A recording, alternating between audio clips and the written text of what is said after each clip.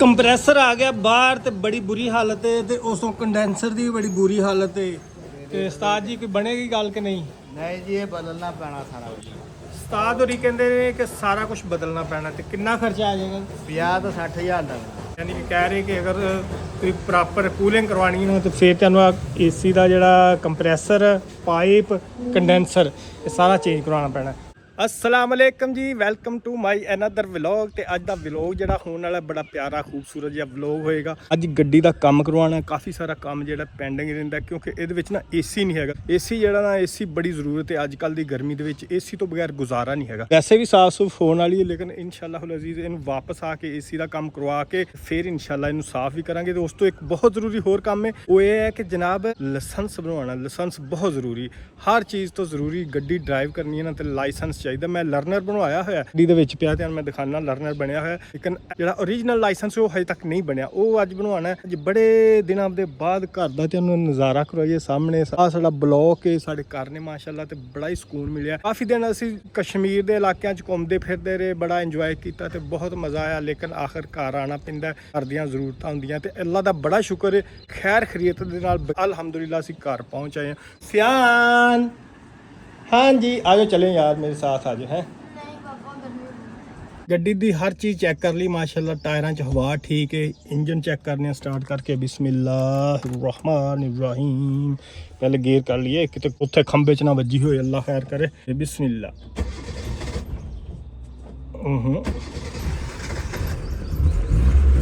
ओ माशाल्लाह हो गई रेडी गड्डी। ਤੇ ਜਿਹੜੀ ਤੁਹਾਨੂੰ ਚੀਜ਼ ਦਿਖਾ ਰਿਹਾ ਸਾਂ ਕਿ ਆ ਮੇਰਾ ਲਾਇਸੈਂਸ ਪਿਆ, ਇਹਨੂੰ ਤਕਰੀਬਨ 3 ਤੋਂ 4 ਮਹੀਨੇ ਹੋ ਗਏ ਗੱਡੀ ਦੇ ਵਿੱਚ। ਲਰਨਰ 6 ਮਹੀਨੇ ਦਾ ਟਾਈਮ ਹੁੰਦਾ ਤੇ 6 ਮਹੀਨੇ ਤੋਂ ਪਹਿਲੇ ਜਿਹੜਾ ਨਾ ਲਾਇਸੈਂਸ ਬਣਾਉਣਾ ਹੁੰਦਾ, ਜਿਹੜਾ ਕਿ ਐਕਚੁਅਲ ਲਾਇਸੈਂਸ ਹੁੰਦਾ, ਓਰੀਜਨਲ ਲਾਇਸੈਂਸ। ਨਹੀਂ ਤੇ ਇਹਦੀ ਮਿਆਦ ਜਿਹੜੀ ਇਹਦੀ ਖਤਮ ਹੋ ਜਾਂਦੀ। ਦੁਆ ਕਰਿਓ ਸਾਰੇ ਕੰਮ ਖੈਰ ਖਰੀਅਤ ਨਾਲ ਹੋ ਜਾਣ ਤੇ ਥੋੜੇ ਪੈਸੇ ਲੱਗਣ, ਕਿਉਂਕਿ ਪੈਸੇ ਜਦੋਂ ਜ਼ਿਆਦਾ ਲੱਗਦੇ ਫਿਰ ਦਿਲ ਨੂੰ ਕੁਛ ਹੁੰਦਾ। ਤੇ ਵੈਸੇ ਵੀ ਤੁਹਾਨੂੰ ਪਤਾ ਕਿ 5 ਤੋਂ 6 ਮਹੀਨੇ ਹੋ ਗਏ ਮੈਂ ਸਿਰਫ YouTube ਦੇ ਸਿਰ ਤੇ ਚੱਲ ਰਿਹਾ। YouTube ਹਜੇ ਉਹਨੇ ਅਰਨਿੰਗ ਨਹੀਂ ਦੇ ਰਹੀ ਕਿ ਸਾਰੇ ਘਰ ਦੇ ਖਰਚੇ ਜਾਂ ਜਿੰਨੀ ਮੇਰੀ ਪਹਿਲੀ ਜੌਬ ਸੀ ਤਾਂ ਨੇਮਨ ਨੂੰ ਬਦਲ ਹੋ ਸਕੇ। ਤੇ ਇਸ ਤੋਂ ਅਸੀਂ ਥੋੜਾ ਨਾਲ ਹੁਣ ਕੋਸ਼ਿਸ਼ ਮੈਂ ਕਰ ਰਿਹਾ ਕਿ ਕੁਝ ਹੋਰ ਕਾਰੋਬਾਰ ਨਾਲ ਸੈਟਲ ਕਰਾਂ ਆਪਣਾ। ਤੇ ਇਨਸ਼ਾਅੱਲਾ ਅਜ਼ੀਜ਼ ਉਮੀਦ ਹੈ ਨਵੇਂ ਦਿਨਾਂ ਦੇ ਵਿੱਚ, ਕੁਝ ਦਿਨਾਂ ਦੇ ਵਿੱਚ ਤੁਹਾਨੂੰ ਇੱਕ ਨਵੀਂ ਖੁਸ਼ਖਬਰੀ ਮਿਲੇਗੀ ਕਿ ਮੈਂ ਕੀ ਕਰ ਰਿਹਾ। ਤੁਸੀਂ ਵੀ ਅਗਰ ਜ਼ਿੰਦਗੀ ਦੇ ਵਿੱਚੋਂ ਇੰਜੋਏ ਕਰਨਾ ਚਾਹੁੰਦੇ ਹੋ, ਤੁਸੀਂ ਇੱਕ ਕੰਮ ਨੂੰ ਕੁਇਟ ਕਰਕੇ ਅਗਲਾ ਕੰਮ ਸ਼ੁਰੂ ਕਰਨਾ ਚਾਹੁੰਦੇ ਹੋ ਤੇ ਜਜ਼ਬਾ ਤੇ ਜੋਸ਼ ਤੁਹਾਡੇ ਵਿੱਚ ਹੋਣਾ ਚਾਹੀਦਾ ਤਾਂ ਕਿ ਉਹ ਕੰਮ ਜਿਹੜਾ ਨਾ ਤੁਸੀਂ ਸਿਰੇ ਪਹੁੰਚਾ ਸਕੋ, ਉਹਨੂੰ ਕੰਪਲੀਟ ਕਰ ਸਕੋ। ਹੁਣ ਮੈਂ 25 ਸਾਲ ਤੱਕ ਆਪਣੀ ਜੌਬ ਕਰਦਾ ਰਿਹਾ, ਬੜੀ ਅੱਛੀ ਮਾਸ਼ਾਅੱਲਾ ਪੋਸਟ ਸੀ। ਮੈਨੇਜਰ ਸਾਂ ਮੈਂ ਲੈਬ ਦੇ ਵਿੱਚ, ਲੈਬਾਰਟਰੀ ਟੈਕਸਟਾਈਲ ਦੇ ਵਿੱਚ ਮੈਨੇਜਰ ਸਾਂ। ਉਹ ਜੌਬ ਕੁਇਟ ਕਰਨਾ ਬਹੁਤ ਮੁਸ਼ਕਿਲ ਹੈ ਤੇ ਇਹ ਧੁੱਪ ਦੇ ਵਿੱਚ, ਗਰਮੀ ਦੇ ਵਿੱਚ ਸੜਨਾ ਉਸ ਤੋਂ ਵੀ ਜ਼ਿਆਦਾ ਮੁਸ਼ਕਿਲ। ਲੇਕਿਨ ਮੇਰਾ ਜਿਹੜਾ ਜਨੂਨ ਸੀ, ਮੇਰਾ ਜਿਹੜਾ ਸ਼ੌਕ ਸੀ ਉਹ ਹੈਗਾ ਸੀ YouTube। ਤੇ ਅਲਹਮਦੁਲਿਲਾ ਮੈਂ ਉਹ ਸ਼ੌਕ ਪੂਰਾ ਕਰ ਰਿਹਾ ਆਪਣੀ ਮਰਜ਼ੀ ਦੇ ਨਾਲ। ਤੇ ਹੁਣ ਅਨਕਰੀਬ ਇੱਕ ਹੋਰ ਨਵਾਂ ਜਿਹੜਾ ਕਾਰੋਬਾਰ ਸ਼ੁਰੂ ਕਰਾਂਗੇ ਉਹ ਤੁਹਾਡੇ ਨਾਲ ਸ਼ੇਅਰ ਕਰਾਂਗੇ। ਬਹੁਤ ਮਜ਼ਾ ਆਏਗਾ ਇਨਸ਼ਾਅੱਲਾ। ਮੇਰੇ ਨਾਲ ਜੁੜੇ ਰਹੋ ਤੇ ਜ਼ਿੰਦਗੀ ਦੇ ਵਿੱਚ ਰਿਸਕ ਲੈਣਾ ਸਿੱਖੋ। ਰਿਸਕ ਨਹੀਂ ਲੈਂਦੇ ਨਾ ਤੇ ਕਦੀ ਕਾਮਯਾਬ ਨਹੀਂ ਹੋਵੋਗੇ। ਇਸ ਟਾਈਮ ਜਿਹੜੇ ਮੇਰੇ ਹਾਲਾਤ ਜਾ ਰਹੇ, ਸ਼ਾਇਦ ਕਿ ਜ਼ਿੰਦਗੀ 'ਚ ਮੈਂ ਕਦੀ ਇਹ ਹਾਲਾਤ ਫੇਸ ਨਾ ਕੀਤੇ ਹੋਣ, ਯਾਨੀ ਕਿ ਮੁਸ਼ਕਲ ਹਾਲਾਤ ਦੇ ਵਿੱਚੋਂ ਗੁਜ਼ਰਿਆ। ਲੇਕਿਨ ਰਿਸਕ ਲਿਆ ਇਨਸ਼ਾਅੱਲਾ ਅਜ਼ੀਜ਼। ਸ਼ੀਸ਼ਾ ਥੱਲੇ ਕਰ ਲਿਆ ਯਾਰ, ਗਰਮੀ ਬੜੀ ਲੱਗਣ ਡਈ ਹੈ। ਤੇ ਇਨਸ਼ਾਅੱਲਾ ਅਜ਼ੀਜ਼ ਕਾਮਯਾਬ ਹੋ ਕੇ ਦਿਖਾਵਾਂਗਾ। ਮਿਹਨਤ ਕਰਨੀ ਹੈ, ਅੱਲਾ ਤੇ ਭਰੋਸਾ ਰੱਖਣਾ ਹੈ, ਅੱਲਾ ਤੁਹਾਨੂੰ ਕਾਮਯਾਬ ਕਰੇਗਾ ਇਨਸ਼ਾਅੱਲਾ। ਤੇ ਨਾਲ ਹੀ ਦੋਸਤੋ ਅੱਜ ਦਾ ਮਜ਼ੇਦਾਰ ਜਿਹਾ ਵਲੌਗ ਕਰਦੇ ਆ ਸਟਾਰਟ। अस्सलाम वालेकुम।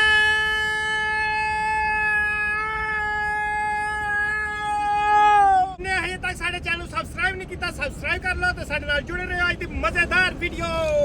ਸਰਗੋਦਾ ਰੋਡ ਫੈਸਲਾਬਾਦ ਦੀ ਮਾਰਕੀਟ 'ਚ ਪੂਰਾ 1 ਘੰਟਾ ਖੱਪ ਕੇ ਤੇ ਫਿਰ ਆਖਿਰਕਾਰ ਦੁਕਾਨ ਮਿਲ ਗਈ, Mian car AC service and auto electrician. ਇਹਨਾਂ ਕੋਲ ਆ ਕੇ ਤੇ ਗੱਡੀ ਚੈੱਕ ਕਰਵਾ ਰਹੇ ਆ। ਮੀਆਂ ਸਾਹਿਬ ਉਹ ਸਾਹਮਣੇ ਥੱਲੇ ਬੜੇ ਹੋਏ ਗੱਡੀ ਚੈੱਕ ਕਰ ਰਹੇ ਭਾਈ ਜਾਨ। ਤੇ ਉਸਤਾਦ ਹੋਰੀ ਥੱਲੇ ਗਏ ਹੋਏ, ਜਿਹੜੇ ਉਸਤਾਦ ਅਫਜ਼ਲ ਹੋਰੀ ਉਹ ਥੱਲੇ ਗੱਡੀ ਚੈੱਕ ਕਰ ਰਹੇ। Suzuki APV। ਇਹਦਾ ਵੀ ਮੇਰਾ ਏਸੀ ਦਾ ਮਸਲਾ। ਏਸੀ ਦਾ ਮਸਲਾ ਤੇ ਸਾਡੀ ਗੱਡੀ ਚੈੱਕ ਕਰੇ ਭਾਈ ਜਾਨ। ਕੀ ਹਾਲ ਹੈ ਤੁਹਾਡਾ? ਠੀਕ ਹੋ? ਸਿਹਤ ਠੀਕ ਹੈ? ਨਾਮ ਕੀ ਆਪਣਾ? ਉਸਾਮਾ ਭਾਈ। ਟੈਟ ਕਰਕੇ ਨਾ ਏਸੀ ਦਾ ਕੰਮ ਕਰਨਾ ਤੇ ਪਹਿਲੇ ਚੈੱਕ ਕਰੋ ਕਿ ਮਸਲੇ ਕੀ ਨੇ, ਪ੍ਰੋਬਲਮ ਕੀ। ਠੀਕ ਹੈ। ਸਿਲੰਡਰ ਲਗਾਤਾ ਭਾਈ, ਕੀ ਚੈੱਕ ਕਰ ਰਹੇ ਹੋ? ਹੁਣ गैस भरने लगे हैं। अच्छा, गैस भरने लगे, प्रेशर देने लगे। प्रेशर देने लगे, उस तो बाद फिर चेक करें। अच्छा ਪ੍ਰੈਸ਼ਰ ਦੇ ਕੇ ਤੇ ਗੈਸ ਚੈੱਕ ਕਰਨਗੇ, ਲੀਕੇਜ ਚੈੱਕ ਕਰਨਗੇ। ਉਸ ਤੋਂ ਬਾਅਦ ਫਿਰ ਅਗਰ ਕੋਈ ਹੋਰ ਪ੍ਰੋਬਲਮ ਹੋਇਆ ਫਿਰ ਉਹ ਬਾਕੀ ਦੇਖਣਗੇ ਕੀ ਪ੍ਰੋਬਲਮ ਹੈ। ਲਓ ਜੀ ਮਾਸ਼ਾਅੱਲਾ ਅਸਾਮਾ ਭਾਈ ਦੇ ਜਿਹੜੇ ਉਸਤਾਦ ਨੇ ਅਫਜ਼ਲ ਸਾਹਿਬ, ਜਿਨ੍ਹਾਂ ਦਾ ਨਾਂ ਸੁਣ ਕੇ ਤੇ ਅਸੀਂ ਇੱਥੇ ਪਹੁੰਚੇ ਸਾਂ। ਚਾਚੂ ਲਾਲ ਖਾਨ ਨੇ ਭੇਜਿਆ ਸੀ ਇੱਥੇ, ਆ ਕੰਮ ਕਰ ਰਹੇ ਮਾਸ਼ਾਅੱਲਾ ਬਿਜ਼ੀ ਨੇ। ਅਸਲਾਮ ਵਾਲੇਕਮ ਉਸਤਾਦ ਜੀ, ਕੀ ਹਾਲ ਠੀਕ ਹੋ? ਉਸਤਾਦ ਜੀ ਤੁਹਾਡੇ ਦਰ ਤੇ ਆ ਗਏ ਆ, ਹੁਣ ਗੱਡੀ ਠੀਕ ਕਰ ਦਿਓ ਜੀ ਮਿਹਰਬਾਨੀ। ਸ਼ਹਿਰੀ ਕੰਪਰੈਸਰ ਗੈਸ ਦੀ ਆਵਾਜ਼ ਆ ਰਹੀ, ਲੀਕ ਹੈ ਦਾ ਮਤਲਬ ਹੈ ਨਾ, ਪਾਈਪ ਵਗੈਰਾ ਲੀਕ ਹੈ। ਉਹ ਸਾਹਮਣੇ ਦੇਖ ਸਕਦੇ ਤੁਸੀਂ, ਪਾਈਪ ਦੇ ਵਿੱਚੋਂ ਗੈਸ ਨਿਕਲ ਰਹੀ।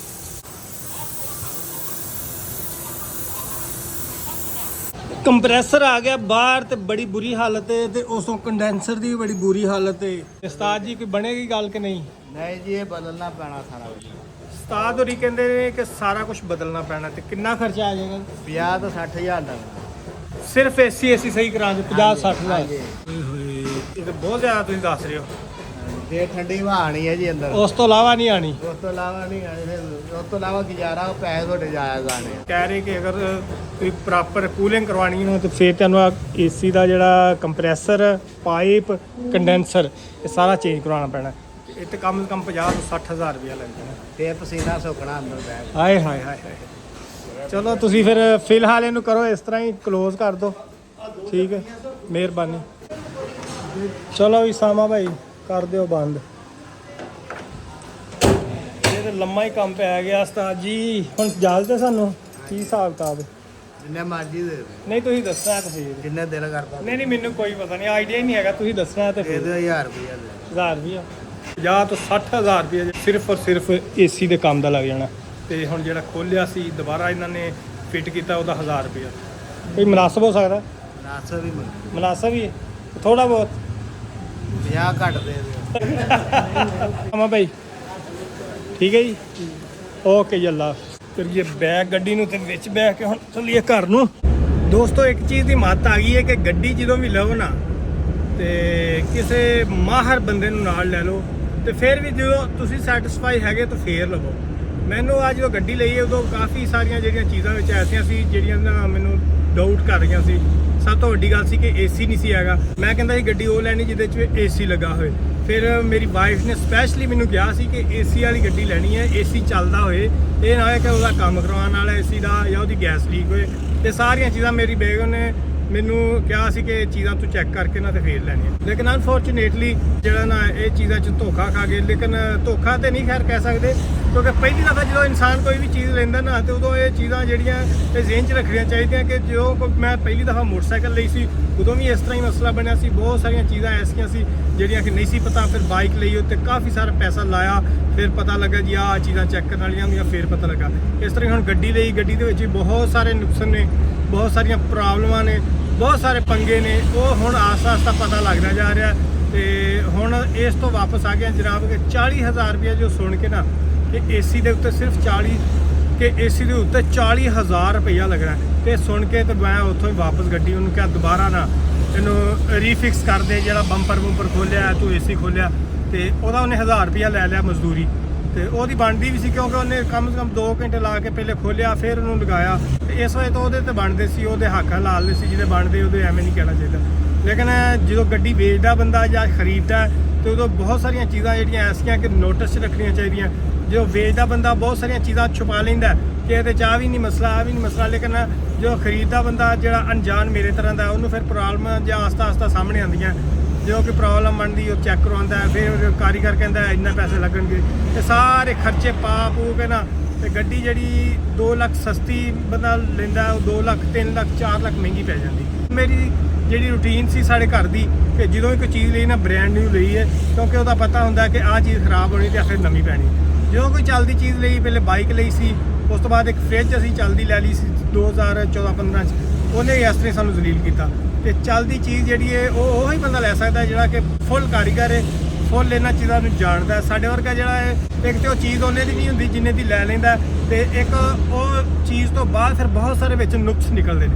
ਠੀਕ ਹੈ, ਉਹ ਜਿਹੜੇ ਆਸਤਾ ਬੰਦੇ ਨੂੰ ਧੱਕੇ ਤੇ ਠੇਡੇ ਪੈਂਦੇ ਨੇ, ਤੇ ਫਿਰ ਪਤਾ ਲੱਗਦਾ ਯਾਰ ਇਹਦੇ 'ਚ ਇਹ ਵੀ ਨੁਕਸ ਸੀ, ਇਹ ਵੀ ਨੁਕਸ। ਤੇ ਬਹੁਤ ਸਾਰੀਆਂ ਚੀਜ਼ਾਂ ਜਿਹੜੀਆਂ ਚੈੱਕ ਕਰਕੇ ਤੇ ਫਿਰ ਜਿਹੜਾ ਬੰਦੇ ਨੂੰ ਆਸਤਾ ਅਕਲ ਆਉਂਦੀ। ਤੇ ਹੁਣ ਇਨਸ਼ਾਅੱਲਾਹੁਲ ਅਜ਼ੀਜ਼ ਇਸ ਤਰ੍ਹਾਂ ਦੀਆਂ ਗੱਡੀਆਂ ਜੋ ਜਾ ਰਹੀਆਂ ਹੁਣ ਅੱਗੇ, ਜਾਂ ਆਹ ਜਿਹੜੀ ਗੱਡੀ ਹੈ ਜਿਹੜੀਆਂ ਚੱਲਦੀਆਂ ਹੁੰਦੀਆਂ ਆਲਰੇਡੀ ਇਹਨਾਂ ਯੂਜ਼ 'ਚ ਹੁੰਦੀਆਂ, ਤੇ ਉਹਨਾਂ ਦਾ ਨਾ ਇਹ ਨੋਟ ਰੱਖਣਾ ਕਿ ਉਹਦੇ 'ਚ ਕੀ ਕੀ ਚੀਜ਼ਾਂ ਚੈੱਕ ਕਰਨ ਵਾਲੀਆਂ ਹੁਣ ਆਸਤਾ ਆਸਤਾ ਪਤਾ ਲੱਗਦਾ ਜਾ ਰਿਹਾ। ਹੁਣ ਸਾਹਮਣੇ ਖੁੜਿਆਂ ਵਾਲਾ ਸਾਡਾ ਸ਼ਹਿਰ ਆ ਗਿਆ। ਇੱਥੇ ਮੈਂ ਚੈੱਕ ਕਰਵਾਈ ਸੀ ਪਹਿਲੇ ਗੱਡੀ, ਉਹਨਾਂ ਕਿਹਾ ਜੀ 40,000 ਰੁਪਇਆ ਲਾਂਗੇ, ਲੇਕਿਨ ਅੱਗੇ ਗਏ ਆ ਉਹਨਾਂ ਨੇ 50 ਤੋਂ 60,000 ਰੁਪਇਆ ਕਹਿ ਦਿੱਤਾ। 50 ਤੋਂ 60,000 ਦਾ ਮਤਲਬ ਕਿ ਤੇਰੀ ਗੱਡੀ ਦੀ ਕੀਮਤ ਉਹਦਾ ਤਕਰੀਬਨ 10 ਤੋਂ 15% ਦੁਬਾਰਾ ਉਹਦੇ ਉੱਤੇ ਲਗਾ ਦੇਣਾ, ਠੀਕ ਹੈ। ਤੇ ਇੱਥੇ ਜਿਹੜਾ ਖੁੜਿਆਂ ਵਾਲੇ ਸਾਨੂੰ ਮਿਲਿਆ ਸੀ ਉਹਨੇ ਕਿਹਾ ਜੀ 40,000 ਰੁਪਇਆ ਲਾਂਗੇ, ਤੁਹਾਡਾ ਏਸੀ ਬਿਲਕੁਲ ਸੈੱਟ ਕਰ ਦਾਂਗੇ। ਤੇ ਹੁਣ ਚਲੋ ਮੈਂ ਕਿਹਾ ਚਲੋ 10-15,000 ਜਿਹੜਾ ਬਚਦਾ ਉਹ ਇੱਥੇ ਲਗਾ ਕੇ ਤੇ ਚੈੱਕ ਕਰਵਾਉਂਦੇ ਆ। ਦੁਆ ਕਰਿਓ ਕਿ ਅੱਲਾਹ ਤਾਲਾ ਸਾਡੀ ਕਿਸਮਤ 'ਚ ਕਰੇ ਗੱਡੀ ਸਾਨੂੰ ਕਾਮਯਾਬੀ ਦੇ। ਬਾਕੀ ਗੱਲਾਂ ਛੱਡੋ ਯਾਰ, ਸਾਹਮਣੇ ਬੱਸ ਜਾਂਦੀ ਵੇਖੋ, ਲੱਗਦਾ ਨਹੀਂ ਜਿਵੇਂ ਕਿ ਟੇਢੀ ਜਾਣ ਦੀ, ਕਿ ਮੈਨੂੰ ਹੀ ਲੱਗਦਾ। ਜ਼ਰਾ ਚੈੱਕ ਕਰਕੇ ਦੱਸਣਾ ਤੁਸੀਂ ਕਮੈਂਟਾਂ ਦੇ ਵਿੱਚ, ਟੇਢੀ ਜੀ ਲੱਗਦੀ ਮੈਨੂੰ, ਕੀ ਮਸਲਾ ਹੋ ਸਕਦਾ। ਲੱਗਦੀ ਐਸਾ ਨੂੰ ਜਾ ਰਹੀ ਲੇਕਿਨ ਜਾਣ ਐਸਾ ਨੂੰ ਨਹੀਂ। ਯਾਰ ਕਿੰਨਾ ਫਰਕ ਲੱਗਦਾ ਪਿਆ, ਕਸਮੇ ਬਹੁਤ ਜ਼ਿਆਦਾ ਫਰਕ ਲੱਗ ਰਿਹਾ। ਫਾਈਨਲੀ ਦੋਸਤੋ ਘਰ ਵਾਪਸ ਆ ਗਿਆ। ਇੰਨੀ ਗਰਮੀ ਦੇ ਵਿੱਚ ਏਸੀ ਨਾ ਹੋਏ ਤੇ ਗੱਡੀ ਦੇ ਵਿੱਚ ਬਹਿਣਾ ਬਹੁਤ ਮੁਸ਼ਕਲ ਹੈ, ਤੇ ਪੈਸੇ ਵੀ ਬੜੇ ਲੱਗ ਰਹੇ ਨੇ, ਬਹੁਤ ਜ਼ਿਆਦਾ ਮੰਗ ਰਹੇ ਸੀ। ਇੱਕ ਨੇ 50-60 ਹਜ਼ਾਰ ਮੰਗਿਆ। ਇੱਕ ਹੋਰ ਜਗ੍ਹਾ ਤੇ ਆ ਕੇ ਖੁੜਿਆਂ ਵਾਲਾ ਸਾਡੇ ਨਜ਼ਦੀਕ ਸ਼ਹਿਰ ਹੈ, ਉੱਥੇ ਚੈੱਕ ਕਰਵਾਇਆ, ਉਹਨਾਂ ਕਿਹਾ ਜਨਾਬ 40,000 ਰੁਪਇਆ ਲਾਂਗੇ। ਇੱਕ ਹੋਰ ਬੰਦਾ ਹੁਣ ਉਹਨੂੰ 2-3 ਦਿਨ ਤੋਂ ਬਾਅਦ ਚੈੱਕ ਕਰਵਾਉਣੀ ਹੈ। ਇਸ ਟਾਈਮ ਮੁਹਰਮ ਗੁਜ਼ਰੇ, ਮੁਹਰਮਾਂ ਤੋਂ ਬਾਅਦ ਇਨਸ਼ਾਅੱਲਾ ਦੁਕਾਨਾਂ ਦੁਬਾਰਾ ਓਪਨ ਹੋਣਗੀਆਂ ਤੇ ਫਿਰ ਉਹਨੂੰ ਜਾ ਕੇ ਤੇ ਬੰਦਾ ਜਿਹੜਾ ਇੱਥੇ ਸਾਡੇ ਨਜ਼ਦੀਕ ਹੈ ਇੱਕ ਜਾਣਨ ਵਾਲਾ, ਉਹਨੂੰ ਦਿਖਾਵਾਂਗੇ। ਉਹ ਕਹਿਣ ਡਿਆ ਸੀ ਕਿ ਹੋ ਸਕਦਾ ਤੁਹਾਡਾ ਇਹੋ ਹੀ ਕੰਪਰੈਸਰ ਜਾਂ ਕੰਡੈਂਸਰ ਜੋ ਵੀ ਹੈਗਾ ਇਹੋ ਹੀ ਚੱਲ ਜੇ। ਉਮੀਦ ਹੈ ਮੈਨੂੰ ਕਿ ਅੱਲਾ ਖੈਰ ਕਰੇਗਾ। ਤੁਸੀਂ ਦੁਆ ਕਰਿਓ ਕਿ ਖੈਰ ਖਰੀਦ ਦੇ ਨਾਲ ਮੇਰੀ ਗੱਡੀ ਚਾਲੂ ਹੋ ਜਾਏ ਤੇ ਤੁਹਾਨੂੰ ਨਵੇਂ ਲੰਬੇ ਰੂਟਾਂ ਦੀ ਸੈਰ ਕਰਵਾਏ ਇਨਸ਼ਾਅੱਲਾ। ਇਹ ਸੀ ਦੋਸਤੋ ਅੱਜ ਦੀ ਸਾਡੀ ਵੀਡੀਓ। ਉਮੀਦ ਹੈ ਤੁਹਾਨੂੰ ਪਸੰਦ ਆਈ ਹੋਵੇਗੀ। ਅਗਰ ਪਸੰਦ ਆਈ ਲਾਈਕ ਸ਼ੇਅਰ ਸਬਸਕ੍ਰਾਈਬ ਲਾਜ਼ਮੀ ਕਰਿਓ। Thank you so much. Allah Hafiz.